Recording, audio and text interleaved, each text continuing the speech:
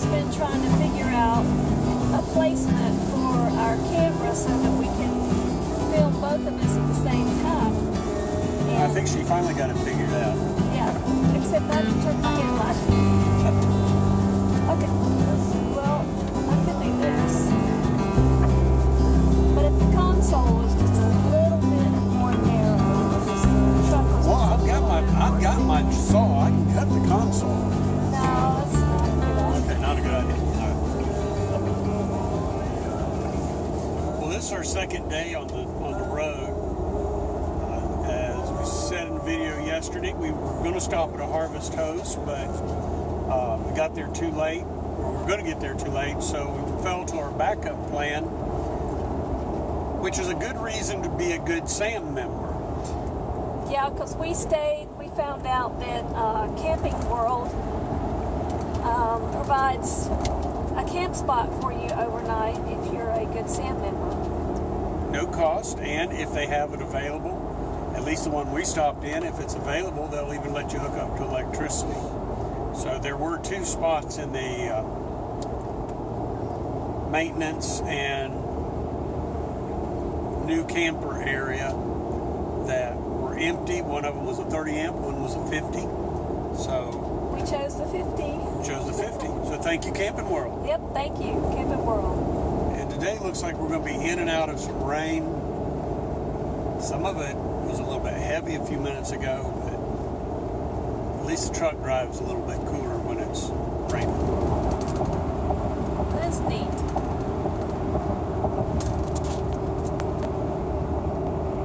Oh, they're from Florida. How about that? It's a nice little paint job on that camper. Yes, it is. It's a parasail. Okay, that's all I got. Probably should eat a snack. We didn't put any apples in, did we? No. If you don't know, I have, I have diabetes, but it's more of pre-diabetes because my A1C is hardly ever above 6.5. And the diabetics out there, that's really pretty good. Anyway, yes, I'll tell you a story. Yesterday, ate breakfast. It was about 6 or 7 o'clock, and it started getting right at 11 o'clock. And when my blood sugar drops, I get very, very nauseous, and I have to have something to eat. So the only thing we had in the truck was peanuts, and it wasn't very appetizing to me, but I made myself eat them, and I didn't have to eat a whole lot, but I know I should have candy available so I can just pop it in my mouth, because when my blood sugar drops I get nauseated, and that's never a good thing because I get dizzy, I can't think straight. Anyway, so I had my nuts with me and I had my water with me, and that helped. So today I decided, as I've always have thought about I should do, eat a snack around 10 o'clock, and then in the afternoon eat a snack around 3 o'clock, 2 or 3 o'clock, so that my blood sugar level will, it drops, but then it comes up, and I eat lunch and it'll stay level, until supper time. So I won't get nausea and feel real bad. And we were on the other side of the time change when we ate breakfast. I know. Yeah, 6:30 this time. Going from Tallahassee to Pensacola, you cross You go into Central Time instead of Eastern. Anyway, the clocks go back an hour.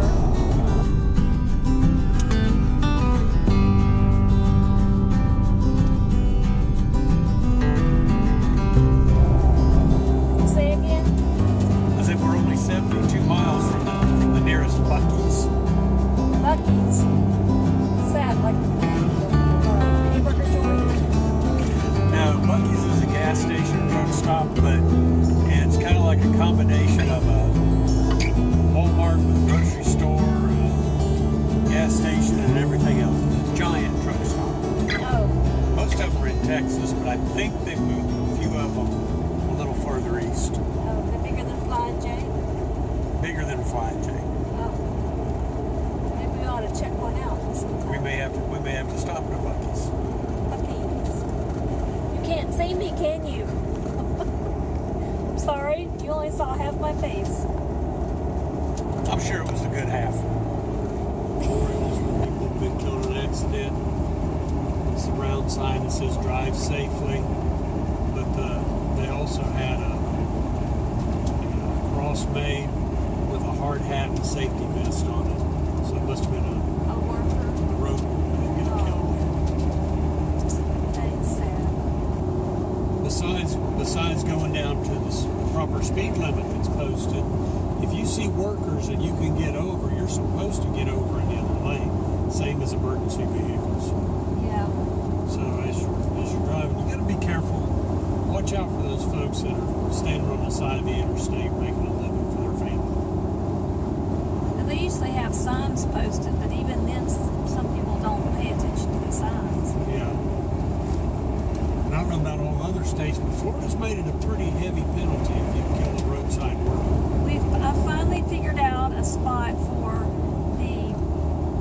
one of my cameras. I'm using one of my cell phones that I have. Not that I have an abundance of cell phones, but you know how you get.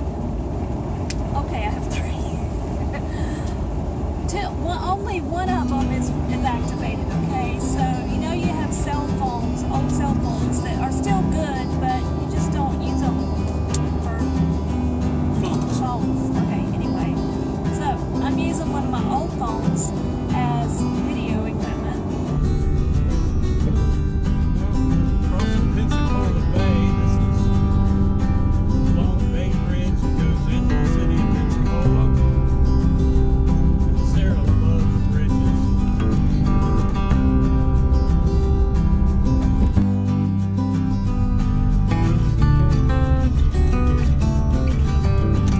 Continue on US 90 West for 3 miles.